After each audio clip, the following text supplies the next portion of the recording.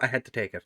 The offer was too good to turn down, and I feel like I owe it to myself to expand on what we've been doing at Bayer Leverkusen. It is with a heavy heart I'm leaving, though. But how could I say no to... How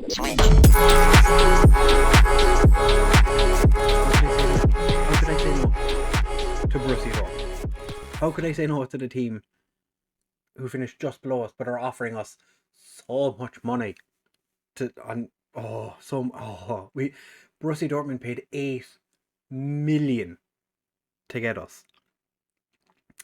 But in the news article, in a move which is sure to spark plenty of heated debate, FoggyPlays has left Bayer over to join divisional rivals Borussia Dortmund. Questions will be raised as to why Plays made the decision to take up a different job within the same division, but he will face pressure to bring immediate success to Signal Iduna Park, given his former employers and previous standing. Stahl Solbakken was considered to be a favourite for the job, but it is unclear whether the club favoured Plays all along. They did come to me, interviewed me, and I was favourite for the job, so I'm not sure why they'd say that. Bayer Leverkusen will be looking for a new manager. Bayer will be paid 8 million in compensation for Plays. And then the little history, some things in here, just I don't understand why. Plays 40, just turned 40. It's the 3rd of July, so it's the day after my 40th birthday. Plays 40 has accumulated 9 years of experience with the likes of Bayer Leverkusen and Angers. Plays has earned himself a reputation for playing attacking football and appears to be a great fit for the club's current division at Signal Iduna Park. Plays was the subject of considerable criticism at Bayer Leverkusen in 2028 following a humiliating Pokal exit at the hands of Firth, who ended up winning it that year, and will now be hoping for a better experience upon taking a new position. Why do they always mention the one time you played poorly in the cup? The director of football we have at the club is quite good, so quite happy with that. Hopefully he can spend our money wisely. State of the art training and youth facilities, exceptional youth recruitment. They're expecting more than what Bayer wanted. As you can see, Thomas over here. Oh, Thomas is an absolute worldie of a left winger. Plays for my Spain side. Garcia is one of my starting centre backs for Spain as well. So I'm coming into the team with 2 of my international players playing for the club already. But when it comes to club vision, they want us to develop players using the club's youth system. Not a problem. Play attacking football. I do that anyway. They want to reach the quarter final, whereas at Bayer Leverkusen they wanted us to reach the first knockout round. They want us to challenge for the Bundesliga, and it's a 3-year deal that I've signed. So we're gonna have the meetings and all that. It's telling me that my director of football has brought in scouts at Bayer Leverkusen. Oh, I almost forgot. I forgot the name already. International experience. He played twice for Kazakhstan. Okay, but I've taken charge. That's all that matters. We do have a couple of offers here. We'll find out what the director of football is going to do with that. Not many players at the end of are coming towards the end of their contracts, so we'll see what's going on with that. We'll figure out what tactic we want to use. I'm not going to look too much into the whole everything. It's not my job, so we're just going to set the expectations as they are. Would we get 20 million more for each in the semi-final? We could, in theory, have 350 million to spend. Overall balance, the club has nearly $1 billion in the bank. When you're playing in Germany, it makes no difference. It's always going to be going rather well in the overall balance. Transfer budget is 317 million, and we have 5 million a week in wage budget. We're currently spending 3 million, so we have a nice little bit of money to play with. This is going to be fun. I wish that I was able to be the one to do all this. One thing I didn't actually check was we have room for coaches, head of youth development. Do I not have an assistant manager? I do. Edward Graf. Pretty decent, so I can kind of expect him to know what he is talking about. In terms of players, let's see, high potential players. Brady is. I thought that he was after being sold. We also have Tabar. Salvador Tomas, as I said, is a beast. There's a guy from Bangladesh in our team. We have a Bangladesh international. Ooh, interesting. And I'll have a look and see. So we have the under 19s team as well, which has pretty decent potential. In the Bundesliga 2, again, lots of potential in the Bundesliga 2, or the Borussia Dortmund 2 team. Be interesting to see if we're going to. And they're in the 3rd division, which is nice. So it means they're going to actually play some football, which that's going to be quite nice. One of them's just got lots of players or lots of clubs after him to go on loan. The players pretty happy with me. Nobody hates me. Nobody likes me. That's fantastic. I literally just arrived today, so it's fine. Has that affected our reputation? No. Our reputation is still 4.5 star, 90%. We are a beast. To be fair, we have taken a $2,000 a week pay cut to come here.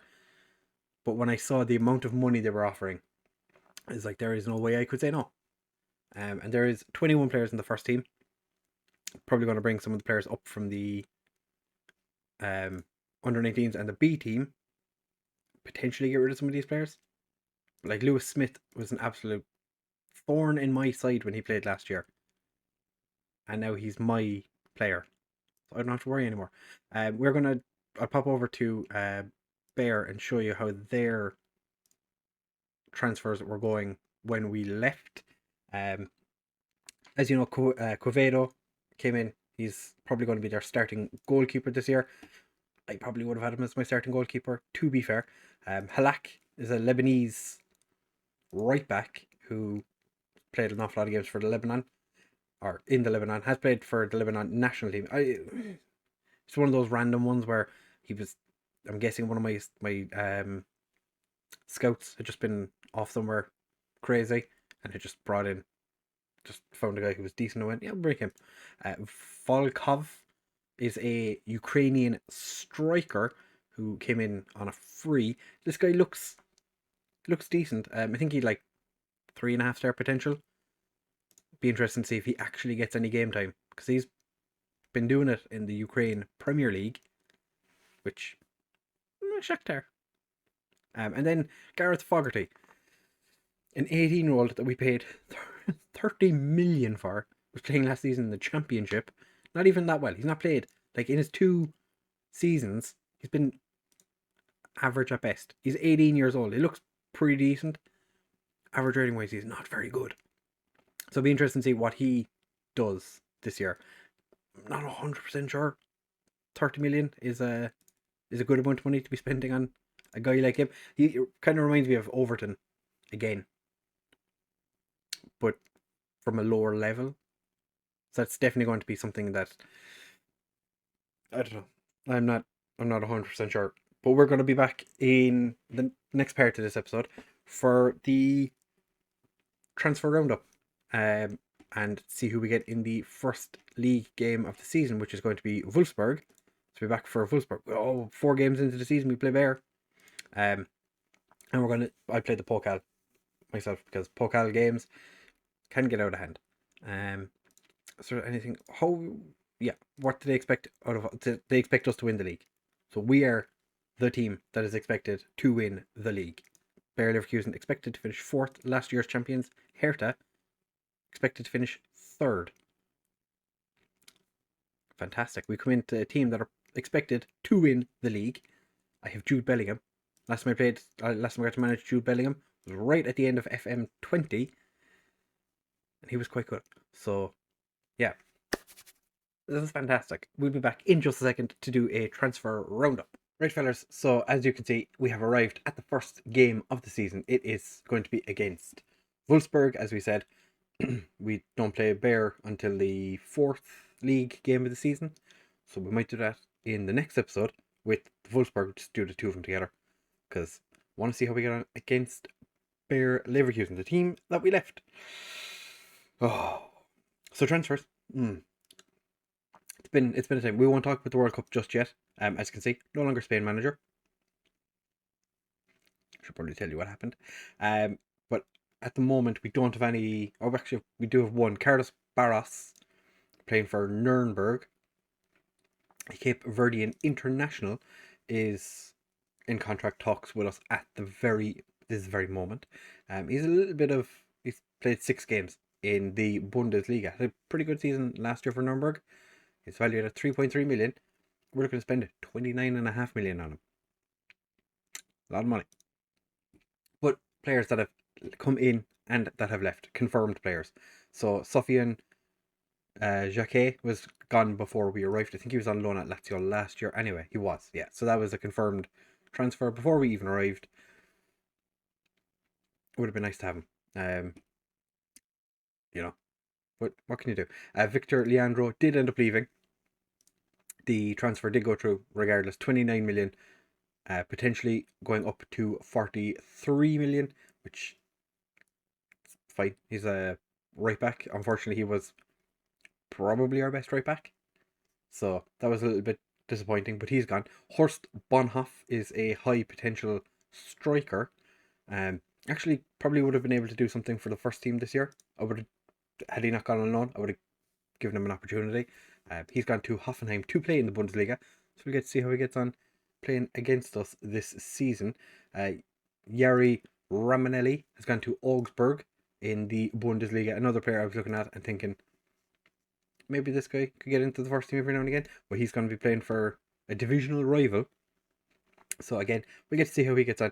Bayer Leverkusen did come in and steal away one of our players, Nikola Milenkovic, the PSG the Fiorentina centre back / right back, ever present for Borussia Dortmund since he arrived. 26 million. I'm not sure. I think potentially bad business, but Axel Koch is just or whatever. Alexander Nubel has gone to Leipzig for 25 million. He was our best goalkeeper. Without a doubt, our best goalkeeper. By far and away, our best goalkeeper. And he's gone. He has left us for 25 million. And our best potential goalkeeper, or the goalkeeper that if it was up to me, we'd be playing, is too young to play. He's only 16, so he's not going to be able to play this season because he's just turned 16. So next season, we have a starting goalkeeper if we don't win the Champions League this year. But we did also sell Tatsumi. Oh, excuse me. Again, another player that I was looking to give opportunities to this year. We've just sold him on for 8.25 million. Potentially rising to 12.25. I think he could have been a decent player for us, even if he was just to play the occasional rotation game. It's not going to be happening. Facundo Ayala is a striker we signed at the start of the transfer window. He's gone on loan to Heidenheim in the second division. See how he gets on. Definitely wasn't going to be getting into the first team this year. So it'll be interesting. We did pay 2.3 million for him, but he's gone now on loan. So we'll see how he gets on during his loan there. Up next then we have Rogelio is a player that I was trying, hummed and hawed about bringing into my Spain side while I was in charge of Spain. Has pretty good attributes. Perfectionist, really good personality. Doesn't score many goals. Then again, didn't have many opportunities to score goals. But I think if given an opportunity, this guy could be good. His debut in the Pokal was not the best. Let's just say that was not the best. Stevie Gay is back. We have Stevie Gay back again. I'm not sure why Stevie Gay got signed. Since he was playing for us at PSV all those years ago, he's not really played football anywhere. So paid a lot of money for him. Never quite made his Scottish debut. We signed him as an emergency backup. It was around the time that Nubel left. I think it might have been like a couple of days after. Actually, no, it was before. Alright, so Leipzig kept coming in for Nubel. So I'm guessing what happened was the director of football saw he was going to be leaving, because he did request to leave. He wanted us to let him go. So I'm guessing what happened was Stevie Gay was like a panic buy, because we did bring in Edmilson Correa as well, who's not very good. We signed Farhud Omanov from Dynamo Moscow in Uzbek. Decent looking right back. I'm gonna ignore the stairs. The guy looks decent. He's fine, fairly determined, plenty of experience playing in the Russian Premier League, which is fine. It's not the highest reputation league in the world, but it's up there. But because that wasn't good enough for the director of football, he's decided that we needed another right back. So he went out and signed Kasim Jabir Salim, who is a French under 21 international. I was going to say French international, not quite. Looks pretty good. I think he's probably going to be the one that will start for us on the regular this year. Was on loan last season at Genk. Played a couple of games. Played for Monaco as well last season. Not really been a standout player. But he's never really had the opportunity to prove his worth either. Was on loan at Guingamp in Liga 2. And had a decent season. Nothing to write home about really. So we've spent 66 million, brought in 111 million, but we do have interest in some of our players. So if we just have a quick look at the squad, as it is right now, Dimitri Brady, the Australian #1 goalkeeper, is going to be the guy that will start for us at the moment. But other than him, Jude Bellingham has interest from Liverpool. Lemoine has had an offer from Chelsea for up to, I think it was 67 million. But Napoli and Juventus are interested as well. Our Bangladesh international has had offers from a couple of clubs. Napoli are the only club currently interested in him. I don't really want to see him leave because it would be a shame. Ferreira is wanted by Real Sociedad. Geiger is a guy I've brought up from the B team. He's wanted on loan by Heidenheim as well. Our Canadian international, Lewis Smith, is wanted by Napoli. Lewis Smith and Lemoine are two of the top 5 players for goals, or for top goal scorers. And Parenson is another player that has a bit of interest in him. Gladbach, Milan, and Napoli all interested in him. But this is the guy I was talking about. This is the one that, if I was given the opportunity to, this would be our starting goalkeeper. Because why not? 16 years old, throw him into the first team, like the new Donnarumma, labeled the next Oliver Kahn. Like, that's exactly what you want to see. There has been plenty of contracts thrown out since I've arrived. Volkart got a new one, 220k a week, just standard. Kranz had an offer from Bayern Munich, I think it was. He rejected it, and I think we offered him. He signed a new contract with us. Chukwueze signed a new deal with us, so 245k. Wasn't 100% sure this guy was going to be a regular starter for us. Looks like he's going to be, because he's being paid an awful lot of money. But we have some decent players in the team. Our under-19s and our second team, pretty good prospects as well. But in our Pokal game, we only managed to win 4-1. And you look at the score, you go 4-1. That's not too bad. Yeah, we were not good. We were terrible. Geiger scored in the 7th minute. They equalised in the 14th. Then we took the lead in the 26th, and it was like they were attacking constantly until Salvador Thomas scored in the 84th, and Eric Garcia scored from, I think it was a free kick, in the 94th minute. Philip Kranz did miss a penalty. Kranz, with his 12 penalty taking, managed to miss one. It was not ideal, but there was some crazy results in this first round, like ones I've not seen probably ever. Bayer Leverkusen won 9-0. Schalke 15-0 against Bramfelder. 15-0. That's insane. We'll have a quick look at how Bayer Leverkusen are doing. They did bring in the Zenit manager to take over from me, and didn't do too badly for himself, I suppose.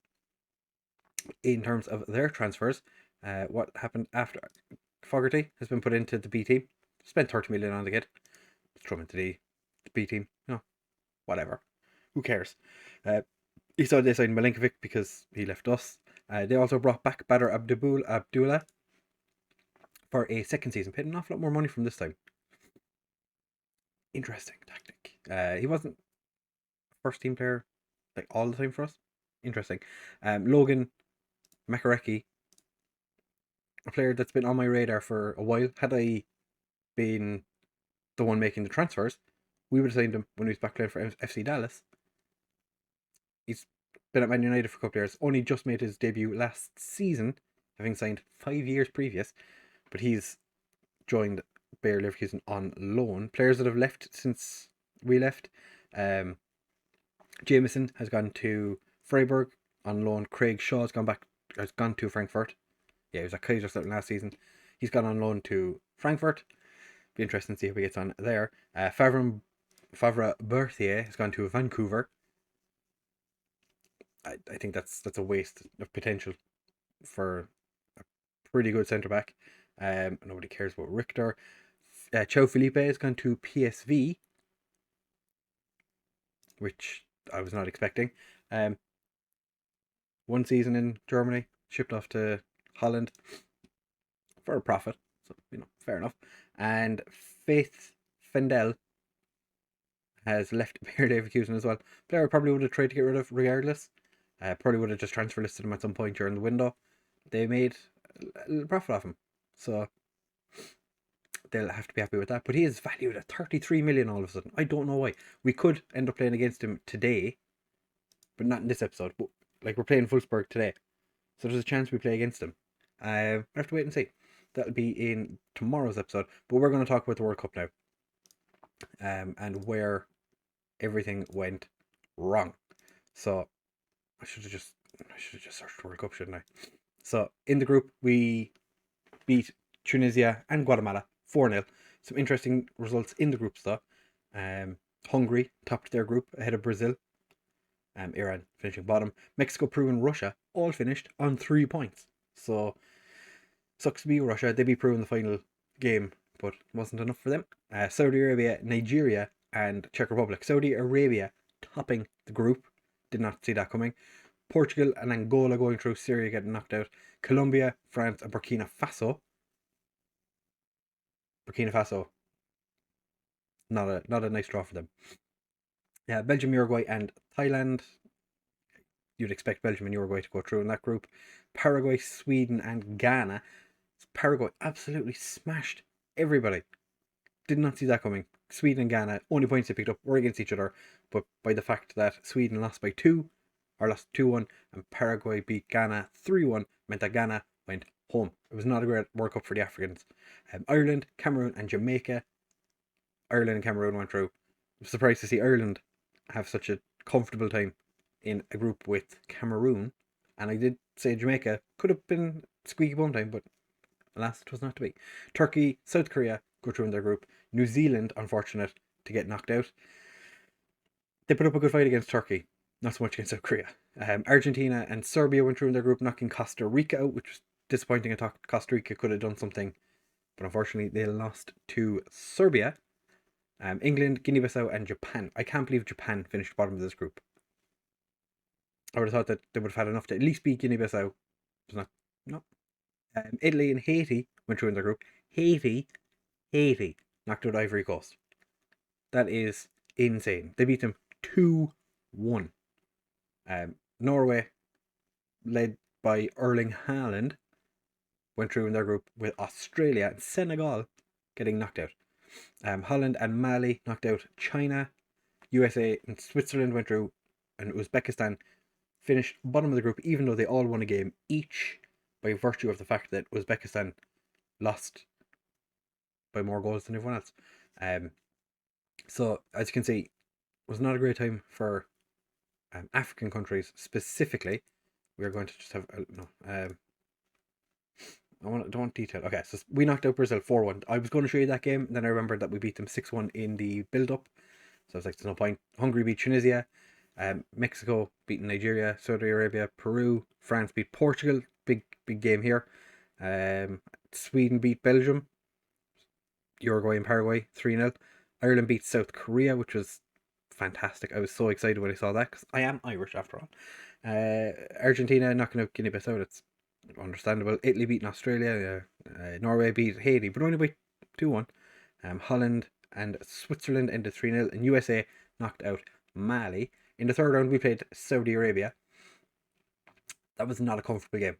2-1, not comfortable. Mexico unfortunately knocked out Hungary. I was kind of getting excited that there was going to be like a Hungary-Spain final. Was not the case. France beat Uruguay relatively comfortably. Colombia beat Spain. Ireland beat England. Come on, you boys in green. Argentina knocked out Turkey. Italy knocked out the USA. And Norway beat the holders at the time, Holland. We got into the next round and Colombia beat us, and it was terrible. Oh my sweet divine, was it a bad game. We took the lead early on. Colombia scored from 2 set pieces late on. It was not ideal. France knocked Mexico out on penalties. Ireland held Norway for the first 90 minutes. Into extra time, Norway smashed them 3-0. Argentina knocked out Italy. So as it is right now, there is 2 Europeans, 2 South American clubs or countries in into the semi-finals, and they face off against their counterparts. So Colombia beat Argentina 1-0, France beating Norway 4-0, comfortable win for them. Norway beating Argentina to finish third, and Colombia beat France. The funny thing about that is, that was a group. Colombia and France played each other twice at the World Cup, and Colombia won both times. At a canter, 2-1 and then 1-0. So we didn't get sacked. Is what I just want to leave with this. We did not get sacked by Spain. I left because I was going to get sacked. So I walked out, and I have no problem with that. I'm happy that I left. I didn't want to be there anyway. Transfer budget wise, we still have 300. We still have 305 million left over. Our wage budget still have 2.4 million to spend, or 2.5 million to spend, more or less. 2.5 million, give or take a couple of thousand. You're talking about this much money, what difference does it make? We still have nearly 800 million in the bank. Managing in Germany is too easy. It is so easy. The players still aren't the biggest fans of me, but we have 2 of our team leaders like us, and just a bunch of random players other than that. So, like I said, in the next episode, we are going to take on Wolfsburg in the league, and we just skip ahead to the Bayer Leverkusen game because I want to see how we get on against Bayer Leverkusen. That'll be around the time the transfer window ends as well, so we could do like a quick update on any and all of the remaining transfers. Like we have Carlos Barros, who is looking like he's coming in. Hopefully, we've had a lot of players reject us for wage and the such, for not offering them enough money. But we are going to be back, like I said, next episode for the first game of the season, and potentially to play Bayer Leverkusen, depending on how busy our transfer window is. But if you have enjoyed this episode, please do make sure to leave a like, comment, and subscribe. Share with all of your friends, and I will see you in the next one. Bye!